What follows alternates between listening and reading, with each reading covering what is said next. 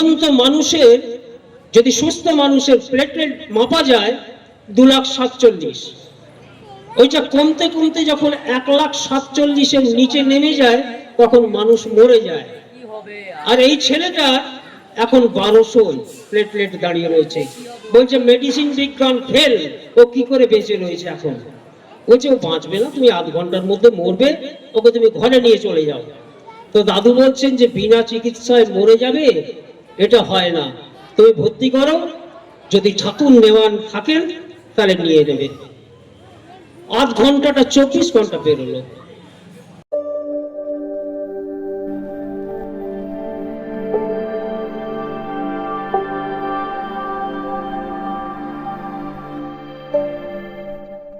আজকে এই ডোমজুর অধিবেশন কেন্দ্রের পরম পুরুষ শেষী ঠাকুরের যে 138তম আবির্ভাব মহোৎসব চলছে সকাল থেকে, তার এই পর্বে এসে আমরা আলোচনা সভায় যোগদান করেছি। আজকের আলোচ্য বিষয় আছে শেষী ঠাকুরের দিব্য জীবন এবং বাণী। এই আলোচনা করতে গিয়েই প্রথমেই যে দিব্য জীবন নিয়ে আমরা আজকে সারাদিন মেতে রয়েছি, কবি চিন্তাধারায় কেমন সে দিব্য জীবন, কবির অনুভূতিতে সে দিব্য জীবন কেমন, সেটা মনে পড়ে যাচ্ছে। কবি বলছেন, শোনো বিশ্ববাসী, শোনো অমৃতের পুত্র, দিব্যধামবাসী যত দেবগণ, আমি জেনেছি তাহারে মহন্ত পুরুষ, যিনি আধারের পারে জ্যোতির্ময়, তারে জেনে তার পানে চাহি, মৃত্যুরে লঙ্ঘিতে পারো অন্য পথ নাহি। তাহলে সেই দিব্য জীবনকে জেনে তার বলে দেওয়া পথ যদি আমরা অনুসরণ করতে পারি তাহলে তো আমরা এগিয়ে যেতে পারবো। কবি আবার এক জায়গায় বলছেন, শুধু তোমার বাণী নয় গো বন্ধু, হে প্রিয়, মাঝে মাঝে প্রাণে তোমার পরশখানি দিও। হয়তো কখনো কখনো শুধু তার বাণী আমাদের বোধগম্যের, আমাদের এই ক্ষুদ্র মস্তিষ্কে বোধগম্যের বাইরে চলে যায়। তাই প্রভুর কাছে একান্ত ভক্তি ও বিশ্বাস নিয়ে নিরবিচ্ছিন্নভাবে লেগে থাকার মধ্যে দিয়ে তার পরশ পাওয়া যায়। যে দিব্য জীবন নিয়ে আজকের আলোচনা,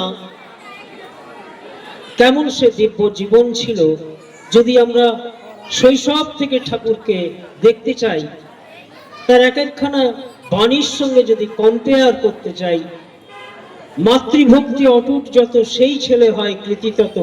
ঠাকুরের জীবন যদি আমরা খেয়াল করি, ঠাকুরের পূর্বতনী রূপ অবতার বরিষ্ঠ রামকৃষ্ণদেব, তিনি তার মায়ের প্রতি কেমন ভক্তি ছিল তার একটা ছোট্ট নিদর্শন আপনাদের কাছে তুলে ধরি। আপনারা সবাই দক্ষিণেশ্বরে ঠাকুরের মা এবং মা শারদামণি যে ঘরে থাকতেন, কুঠি বাড়ি, যেটা আপনারা অনেকেই দেখেছেন, ছোট্ট একটা ঘর, সে ঘরে দুজন শোয়ার মতন বর্তমান সময়ে কিন্তু সম্ভব নয়, সেই রকম একটা ঘরে দুজন অবস্থান করছেন। আর ঠাকুর রামকৃষ্ণদেব ঠিক তাদেরই উঠোনের ওপাশটায় একটা ঘরে থাকতেন, কিন্তু মায়ের খোঁজ খবর তিনি সব সময় রাখতেন।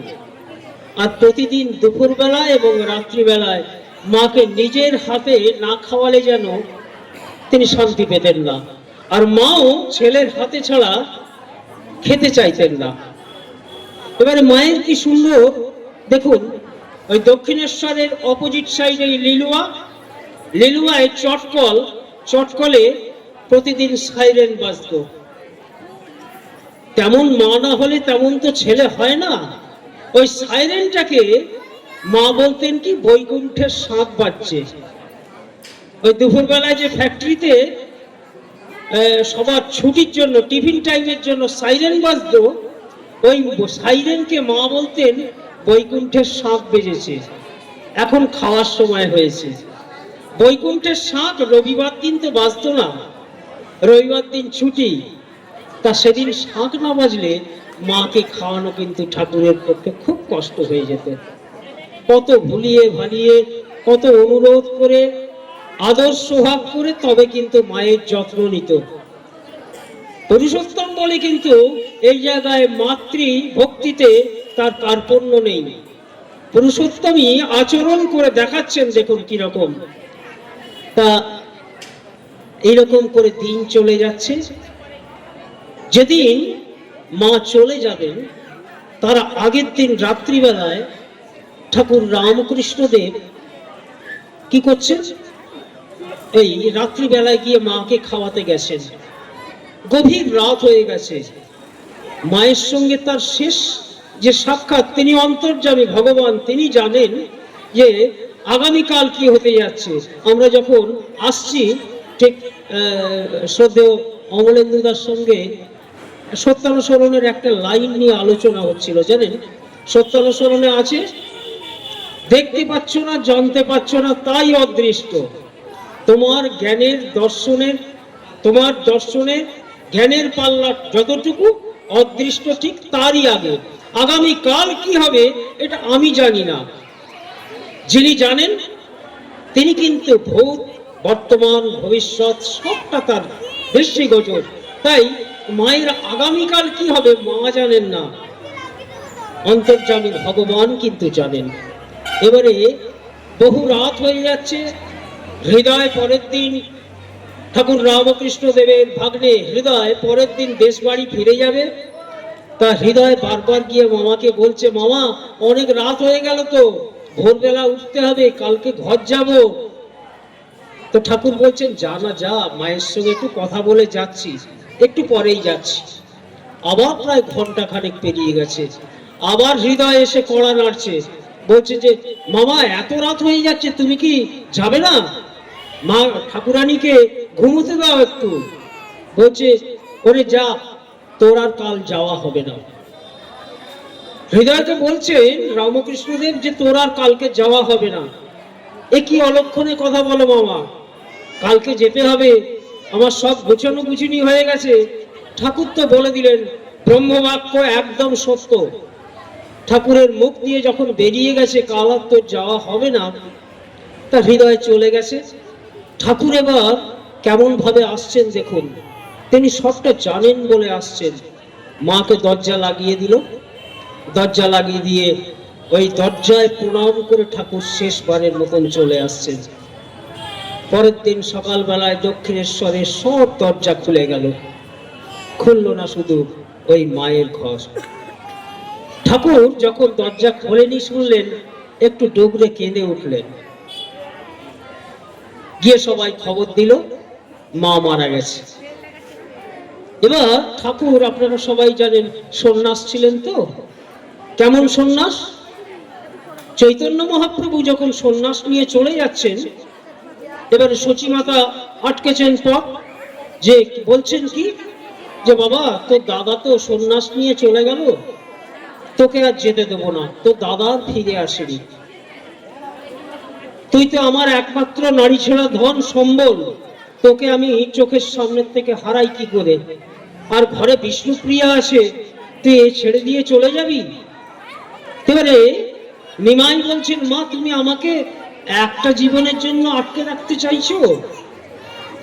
আমি কথা দিচ্ছি, এই রূপে আছে আরো 2 অবতার, কীর্তন আনন্দ রূপ হইবে আমার।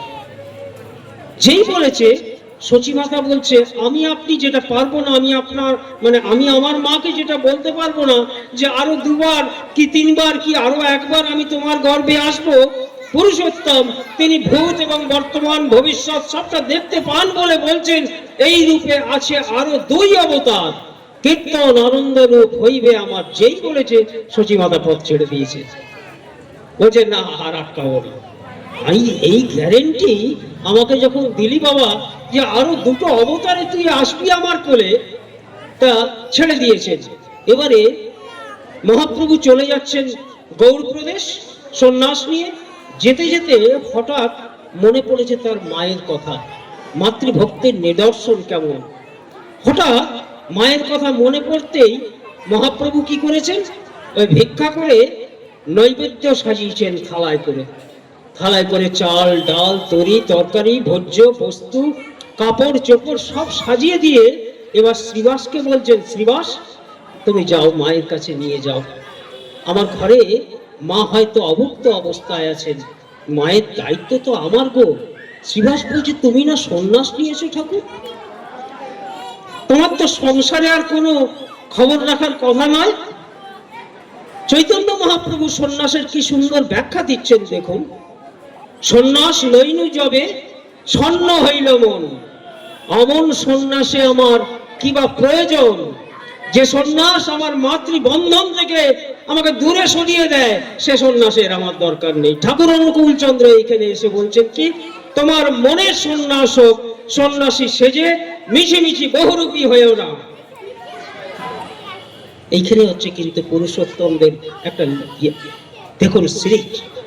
এবার ঠাকুর রামকৃষ্ণদেব, মা তো চলে গেছেন, মায়ের কাজ তো করতে হবে, সন্ন্যাস নিয়েছেন।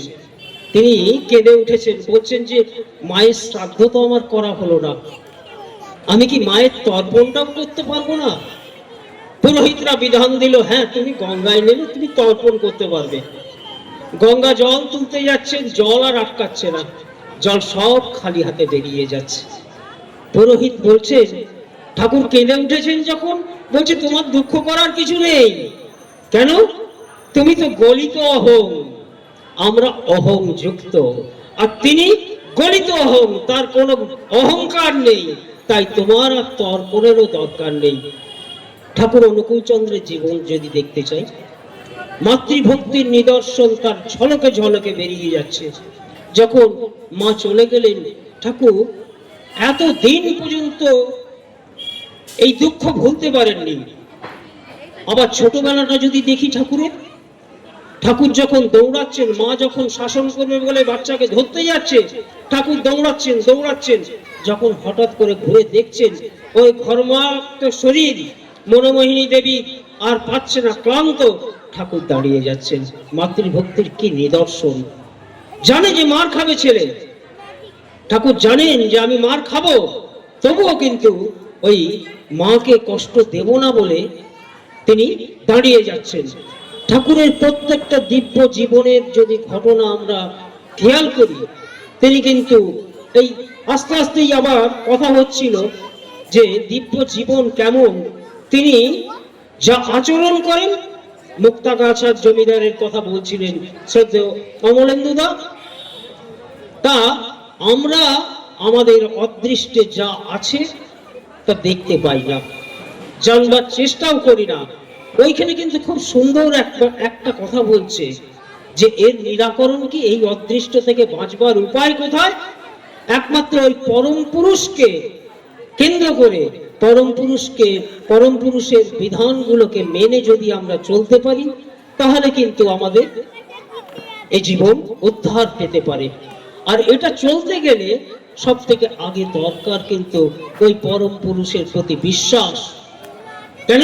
ঠাকুর বলছেন বিশ্বাস না হলে নিষ্ঠা আসে না, আর নিষ্ঠা ছাড়া ভক্তি আসতেই পারে না। বিশ্বাসের ঘটনা যদি আমরা বলতে যাই, তাহলে আমরা যদি একটু ঘুরে তাকাই, আবার ঠিক সেই দক্ষিণেশ্বরে রামকৃষ্ণ দেবের কাছে যখন গিরিশের কথা যদি আমরা ভাবি, গিরিশের এত বিশ্বাস। শুধু গিরিশের কেন বলি, আমরা কয়েকদিন আগে পার করে এসেছি কল্পতরু উৎসব, ঠিক তারই আগে আমরা পার করে এসেছি প্রভু যীশু খ্রিস্টের আবির্ভাব দিবস। আবির্ভাব দিবসে এই যীশু খ্রিস্টের জীবনটা যদি আমরা একটু অ্যানালাইসিস করি, যীশু খ্রিস্টের 12 জন ভক্ত ছিল। 12 জন ভক্তের মধ্যে কেউ কিন্তু যিশুকে শেষ টাইমটায় বিশ্বাস করে পাশে দাঁড়ালো না। দাঁড়ালেন একমাত্র কলঙ্কিতা মেরি ম্যাকডোলিন। তিনি তাকে সমাজে বেশ্যা রূপে পরিচিতি, কিন্তু বিশ্বাসটা কোন জায়গায় ম্যাকডোলিনের, যখন সবাই যিশুকে ধরিয়ে দিচ্ছে, যিশুকে যখন ক্রুসিফাইড করা হচ্ছে, তখন ম্যাকডোলিন হাজে সাহস করে দরজায় দরজায় ঘুরে বেড়াচ্ছে। সবাই কিন্তু তাকে দুর্নাম দিচ্ছে, কিন্তু ম্যাকডোলিন ওই জায়গার থেকে কিন্তু সরেনি। ম্যাকডোলিন যার জন্য কিন্তু যীশু খ্রিস্টের জীবনে মায়ের মতন একটা জায়গা তৈরি করে নিয়েছে। আর ঠাকুর অনুকূল চন্দ্রের কাছে যখন হাউজার ম্যান্দার মা জিজ্ঞেস করছে পল সেন্টের কথা, তখন বলছেন যে ওর বিশ্বাস সরে গেলেও পরে ভুল ভেঙেছিল। তাই কিন্তু ভুল ভাঙার জন্য অনুতাপ তুষানল, তাতে উভয়েরই মঙ্গল। এই যে অনুতাপের দ্বারা সে তার জীবনকে পরে পরবর্তীতে ধৌত করতে পেরেছিল, যার জন্য কিন্তু দেখুন আজকে যীশু খ্রিস্টের সঙ্গে ওই সেন্ট পলের নামে বেশ কিছু চার্চ হয়ে রয়েছে, তবুও এখনো দেখা যায়। আর মেরি ম্যাকডোলিন ভক্ত হয়ে রয়ে গেলেন। আবার যদি আমরা গিরিশ ঘোষের কাছে কাহিনী দেখতে যাই, গিরিশ ঘোষের বিশ্বাসটা কোন জায়গায়, যখন স্টার থিয়েটারে অভিনয় হচ্ছে, গিরিশ ঘোষ অভিনয় করছে, এমন সময় তার কাছে খবর যাচ্ছে যে তার ছেলে মৃত্যুশয্যায়। এই খবর পেয়ে গিরিশ ঘোষ নাটকের মঞ্চ থেকে তাকে বারাঙ্গনারা তুলে দিচ্ছেন ঘোড়ার গাড়িতে। এবার ঘোড়ার গাড়িতে উঠতে উঠতে গিরিশ ঘোষ শুধু ঠাকুরের কথা চিন্তা করছেন, ঠাকুর অবতার বরিষ্ঠ রামকৃষ্ণ দেবের কথা চিন্তা করতে করতে এই ঘোড়ার গাড়িতে বসেই কচুয়ানকে বলছেন, কচুয়ান গাড়ি ঘোরাও, চলো দক্ষিণেশ্বর। তো কচুয়ান বলছে, বাবু তোমার ছেলে না মৃত্যুশয্যায়, তুমি তো ডাক্তারের কাছে যাবে, তুমি তো ছেলেকে দেখতে যাবে। বলছে, হ্যাঁ রে, ডাক্তারের কাছেই যাব। যখন সব ডাক্তার ফেল হয়ে যায়, সব বৈদ্য ফেল হয়ে যায়, তখন একমাত্র ভববৈদ্যই আমার সম্বল। ভববৈদ্য কে গো? চালক অন্তর্যামী। যদি ঠিক ঠিক বিশ্বাস হয় তাহলে তার কাছে সারেন্ডার করতে হয়। তাই এবারে গিরিশ ঘোষ চলেছে দক্ষিণেশ্বর। এবারে গিরিশ ঘোষের ওই আকুতি, ওই আকুলতা তেমনি ভগবানের আসনকে টলিয়ে দিয়েছে। দেখুন আপনাদের জীবনেও কিন্তু কখনো কখনো এমন হয়েছে, যখন ছেলে মেয়ে কাউকে আর সুস্থ করতে পারছেন না, অনেকে গিয়ে দেখবেন ঠাকুরের কাছে পড়ে যান যে ঠাকুর তুমি বাঁচাও। তা গিরিশ ঘোষও তেমনি ঠাকুরের কাছে চলেছেন, ভববৈদ্যের কাছে। এবারে ঠাকুর ওই আকুলতায় ওই দক্ষিণেশ্বরের বারান্দায় একবার পূর্ব থেকে পশ্চিম আর পশ্চিম থেকে পূর্ব এই পাইচারি করছেন। কেন? ভক্ত আসছে, ভক্ত আসছে। যেমন করে আমাদের হেমকবি ঠাকুরের জীবনে, যখন হেমকবির পাড়া পড়শি আত্মীয় স্বজন সবাই তাকে ত্যায্য করে দিয়েছে, সবাই যখন তাকে ব্রাত্য করে দিয়েছে, ঠাকুর তখন তাকে আশ্রয় দিয়েছে। তাই কিন্তু হেমকবি একদিন অধ্যাপক পঞ্চনন সরকারকে বলেছিলেন, শোনো, তোমরা ঠাকুরের আশ্রয়ে থাকো, আমি ঠাকুরের আশ্রয় এবং প্রশ্রয় উভয়তেই থাকি। ঠাকুর তাকে শুধু আশ্রয় দেননি, প্রশ্রয়ও দিয়েছিলেন। আপনারা জানেন ঠাকুর তাকে কখনো কখনো মদ এনে খাইয়ে তাকে মদ ছাড়িয়েছেন। তা গিরিশ ঘোষ চলেছে দক্ষিণেশ্বর। এবারে গিরিশ ঘোষ যখন ঢুকছে, ঠাকুর তখন বলছেন, কে গো, গিরিশ এলে নাকি? কি করে জানলেন ঠাকুর যে এত রাত্রে গিরিশ আসছে? চালক অন্তর্যামী তো, তিনি তো সবটা জানেন। আর আমার আপনার কাছে সবটা অধরা রয়ে গেছে। ওই চালকের কাছে মানে নত হতে পারলে ওই অধরাটা আমাদের কাছে ধরা হিসাবে আসবে। এবার গিরিশ ঘোষ এসে ঠাকুরকে বলছেন, ঠাকুর, আমি তোমাকে কোনোদিনও এইরকম ভাবে চাইনি, আজ তোমাকে দানির জীবন দিতে হবে। তুমি পারো ঠাকুর আমার দানিকে সুস্থ করে দিতে। সব ডাক্তার ওকে জবাব দিয়ে দিয়েছে, তুমি একমাত্র ডাক্তার, তুমি একমাত্র বৈদ্য, তুমি একমাত্র আমার জীবন ত্রাণকর্তা, যে তুমি দানির জীবন ফেরত দিতে পারো ঠাকুর। ঠাকুরকে বলছেন, ঠাকুর একটু চরণামৃত করে দাও, এইটা খেয়ে আমার দানি সুস্থ হবে। কত বিশ্বাস দেখুন, কোনো মেডিসিন চাইছেন না, কোনো কিছু চাইছেন না, বলছেন তোমার ওই চরণামৃত খেয়ে দানি সুস্থ হবে। কেমন জানেন, ঠাকুর বলছেন তোমার নিজের উদাহরণে যদি কখনো কারুর মঙ্গল হয় তবে তা গোপন রেখো না। আমি আমার প্রচার করবার জন্য বলছি না, আমার জীবনে এরকম একটা ঘটনা ঘটেছিল। আমি যখন 6 বছর বয়স, 5-6 বছর বয়স, এই গিদনি আশ্রমে তখন খুব বেশি মানুষ ছিল না। আমার দাদু ওই গিদনি আশ্রমের প্রথম বাসিন্দা। তো ওই গিদনি আশ্রমে 5-6 বছর বয়সে যখন দাদুর সঙ্গে শুয়ে আছি, রাত্রিবেলায় যখন আমাকে বাথরুম করতে বের করেছে, হঠাৎ গায়ে টর্চ মেরে দেখছে সারা গা দিয়ে, হাত দিয়ে, চোখ দিয়ে, মুখ দিয়ে আমার রক্ত বেরোচ্ছে, অথচ কোথাও কাটেনি, কিন্তু সারা গা দিয়ে রক্ত বেরোচ্ছে। এই সদর রাধা বল্লভ তখন জামশেদপুরে কাজ করতেন, আমাদেরই সামনাসামনি তিনি থাকতেন। তাই রাধা বল্লভদার সঙ্গে কিন্তু আমাদের অনেক দিনের একটা যোগসূত্র। যাই হোক, এবারে রাত্রিবেলায় দাদু কি করেন, সকালবেলায় উঠেই আমাদের ওখানে একজন ডাক্তার ছিলেন, যিনি যাকে মানে বলা হতো যে ধন্বন্তরী, তাকে দেখাবার সঙ্গে সঙ্গে তিনি বলছেন, পালিত, আমার দাদুকে বলতেন, পালিত তুমি এক কাজ করো, একে এখানে রাখা যাবে না, একে তুমি টাটা টিএমএইচ এ নিয়ে চলে যাও। টাটা টিএমএইচ এ নিয়ে গেছে।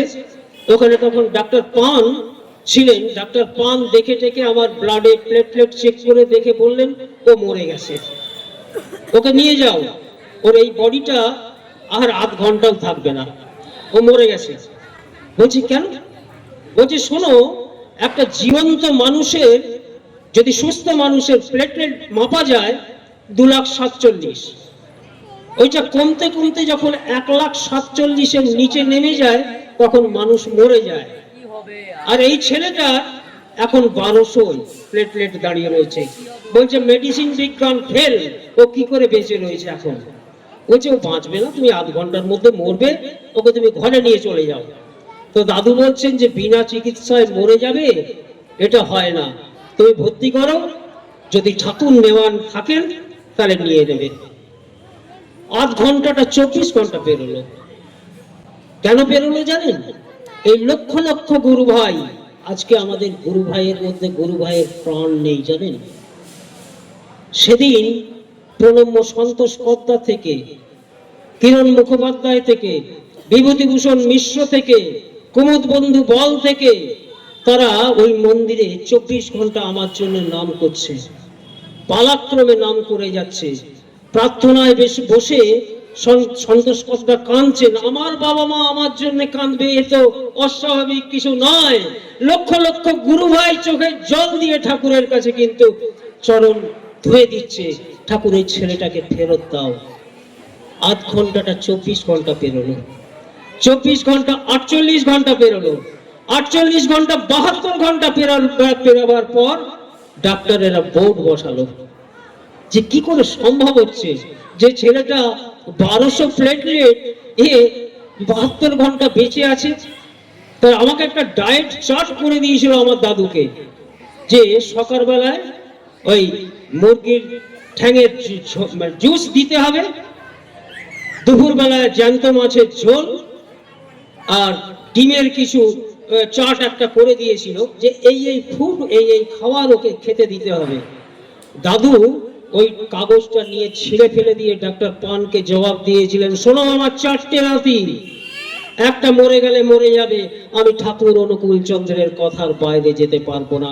বিশ্বাস, নির্ভরতা, আত্মত্যাগ, এই 3টেই বীরত্বের লক্ষণ। আমি বিশ্বাস করি আমি আজকে এই কথা বলতে পারছি আমার দাদুর ওই বিশ্বাসের উপর দাঁড়িয়ে, ঠাকুরের বলা অনুযায়ী এত বিশ্বাস ছিল। গিরিশের কেমন বিশ্বাসটা দেখুন। গিরিশ ঠাকুরের চরণামৃত চাইছে, ঠাকুর বারবার বলছেন যে মায়ের কাছে চরণামৃত নিয়ে আয় না, মা আছে ভবতারিণী, মন্দিরে আছে, মাকে গিয়ে বল, মা চরণামৃত করে দেবে। গিরিশ কিরকম? সেই হনুমানের মতন বিশ্বাস, তোমার এই করিয়াছি জীবনের ধ্রুবতারা, এই জীবনে কভু আমি হব না কো পথহারা। ঠাকুর তোমাকে আমি চিনি, আমি মাখা জানি না, তুমি কে আমি জানি ঠাকুর, তুমি আমার চরণামৃত করে দেবে, তোমার চরণামৃত খেয়ে আমার দানি সুস্থ হবে। বিশ্বাস কিন্তু ভেঙে যাচ্ছে না। আমাদের যখন বিপদ চলে যায় তখন আমাদের বিশ্বাস টলে যায়, আবার যখন বিপদ এসে ধরে ঠিক তখন কিন্তু আমাদের ওইটুকু টাইমের জন্য বিশ্বাসটা আসে। তা গিরিশ কি করেছে? আবার বলছি ঠাকুর তুমি চরণামৃত করে দাও। আবার ঠাকুর বলছেন যে মায়ের কাছে জানা, মা তো চরণামৃত করে দেবে। এই দুবার তিনবার বলার পর ঠাকুরের পা দুটো ধরে ওই চরণামৃত থালায় যখনই ঠেকিয়ে দিয়েছে, সঙ্গে সঙ্গে ঠাকুর দাঁড়িয়ে বলছেন ওং শান্তি, ওং শান্তি, ওং শান্তি। যেই বলেছে গিরিশ ওই চরণামৃত ঢপ ঢপ করে পান করছে, আর ঠাকুর বলছেন ও গিরিশ, তোর দানি যে অসুস্থ, তোর দানিকে নাকি গিয়ে খাওয়াবি, ও নাকি সুস্থ হবে। বলছে ঠাকুর যে মুহূর্তে তুমি ওই ওং শান্তি, ওং শান্তি, ওং শান্তি বলেছো, সেই মুহূর্তেই আমার দানি সুস্থ হয়ে গেছে।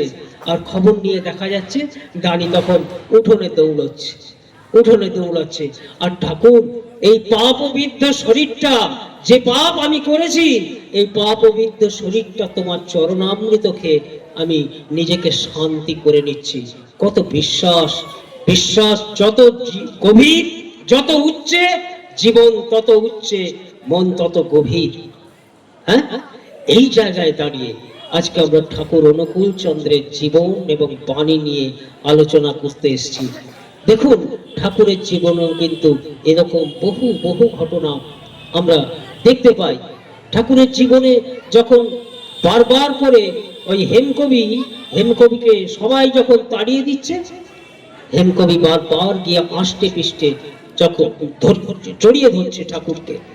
ঠাকুরের জীবনের একটা একটা ঘটনা যদি আমরা দেখি, পরম পুরুষের জীবন চুয়ানো জিনিস আমাদের পথে হয়ে থাকে, আমাদের চলার পথ দেখিয়ে দেয়। ঠাকুর অনুকূল চন্দ্রকে যতবার আমরা এইভাবে স্মরণ করতে পারবো, মরণ করতে পারবো, জীবন্ত করে তুলতে পারবো, আজও কিন্তু এই ঘটনা খুব প্রাসঙ্গিক। দেখুন কত বিশ্বাস থাকলে এগুলো হয়। আমি গিদিনী আশ্রমে ছোট থেকে যেহেতু বড় হয়েছি, বহু ঘটনা আমি ঠাকুরকে প্রত্যক্ষ না করলেও ঘটনার মধ্যে দিয়ে দেখা যায় যে তিনি এখনো জীবন্ত বাস্তব হয়ে আমাদের মাঝে কিরকম রয়েছে। এই কিছুদিন আগে আপনারা করোনা পিরিয়ড কাটিয়ে এসছেন, কয়েক বছর আগে এটা লেটেস্ট ঘটনা বলি। ঠিক করোনা চলছে, বছর খানেক পেরিয়ে গেছে, একদিন হঠাৎ গিদিনী আশ্রমে একটা বাইপোস্টে একটা চিঠি এলো। চিঠিটা একজন বিখ্যাত লোক, বিখ্যাত ব্যবসায়ী, এই আমাদের বৈঠকখানা রোডে, বৈঠকখানায় তার কাগজের দোকান আছে, আপনারা অনেকে চেনেন, আমি নামটা বলছি না। তো সেই ভদ্রলোক চিঠি পাঠিয়েছেন চোখের জলে যে করোনা পিরিয়ডে অনেকের যেমনি চাকরি গেছে, অনেকের ব্যবসাও গেছে, অনেকে জীবনহানিও হয়েছে। তো সেই ভদ্রলোকে ওই বিরাট ব্যবসা গুটিয়ে শেষ হয়ে গেছে, তার গাড়ি বাড়ি অনেক কিছু বিক্রি করে হয়ে গেছে। সে তার চোখের জলে ঠাকুরকে চিঠি লিখছে যে ঠাকুর আমি সর্বহারা হয়ে গেলাম, আমি আমার আজকে আমার বউ হাসপাতালে, তার টাকার যোগান দিতে পারছি না, আমার ছেলে হাসপাতালে, টাকার যোগান দিতে পারছি না, আমার গাড়ি ব্যবসা সব বিক্রি হয়ে গেছে ঠাকুর। তার যে আকুতি ছিল সেই চিঠির মধ্যে দিয়ে, সেই চিঠি যখন আমার হাতে গিয়ে পৌঁছলো, আমি মন্দিরে গিয়ে ঠাকুরকে পড়ে শোনালাম। অবাক হয়ে যাবেন, ঠিক কত বছর আবার সেই ভদ্রলোকের আর একটা চিঠি গিয়ে পৌঁছেছে। আমার যখন এই চিঠিটা আমার হাতে পৌঁছে পড়লো, আমি ঠাকুরকে যখন পড়ছি, যেন মনে হচ্ছে ওই প্রতিকৃতির মধ্যে একটা হাসির ঝলক, বিদ্যুতের ঝলক বেরিয়ে আসছে। কি? ওই লোকটি লিখছেন, তোমার দয়ায় আজ আমি কিন্তু আবার পরিপূর্ণ রূপ পেয়ে গেছি ঠাকুর। ঠিক হেনরি ফোর্ড যেমন করে লিখছেন, হেনরি ফোর্ড তার ডায়েরিতে লিখছেন, আপনারা জানেন ইস্কনে যে বর্তমান মন্দির হচ্ছে, ইস্কনের যে বর্তমান মন্দির হচ্ছে, তার ছেলে হেনরি ফোর্ডের ছেলে জর্জ ফোর্ড, জর্জ ফোর্ড 1,500 কোটি টাকা দিয়ে ওই মন্দির করে দিচ্ছে। এই জর্জ ফোর্ডের বাবা হেনরি ফোর্ড, হেনরি ফোর্ড কিন্তু ঠাকুর অনুকূল চন্দ্রের মন্ত্র শিষ্য ছিলেন। হেনরি ফোর্ড তার ডায়েরিতে লিখছেন, যদি ফোর্ড কোম্পানির মালিক, বিখ্যাত ফোর্ড গাড়ির যাদের, সেই কোম্পানির মালিক লিখছেন, আমার যদি জীবনতরী কখনো তোমার উত্তাল সমুদ্রে ডুবে যায়, আমি যদি সর্বস্ব হারা হই, আমি যদি পথে আশ্রয়টুকু না পাই, তবু তুমি আমাকে চরণ ছাড়া করো না, চরণ ছাড়া করো না। কবি কি সুন্দর লিখছেন, চরণ ধরিতে দিও গো আমারে, নিও না, নিও না, নিও না সরায়ে। রজনীকান্ত একটা গান লিখছেন, আমি তো তোমারে চাহিনি জীবনে, তুমি অভাগারে চেয়েছো। আমরা কিন্তু সত্যি করে ঠাকুরকে জীবনে চেয়ে উঠতে পারি না, তিনি যদি দয়া করে না নেন। তাই কিন্তু হেমকবি বলতে পারেন যে আমি তোমাদের মতন শুধু আশ্রয়ে নয় প্রশ্রয়ে আছি। তিনি যদি হেমকবিকে দয়া করে আশ্রয় না দিতেন, আজকের হেমকবিকে কিন্তু হেমকবি বলতে পারত না, আমি তব চিরদাস চির অনুগামী, তোমার এই বারে বারে চেয়েছি আমি। তাই আসুন আজকের দিনে আমরা যেন এই শপথ নিতে পারি, তোমার এই বারে বারে চেয়েছিল আমি, আমি তব চিরদাস চির অনুগামী। জয় গুরু, সবাই ভালো থাকবেন।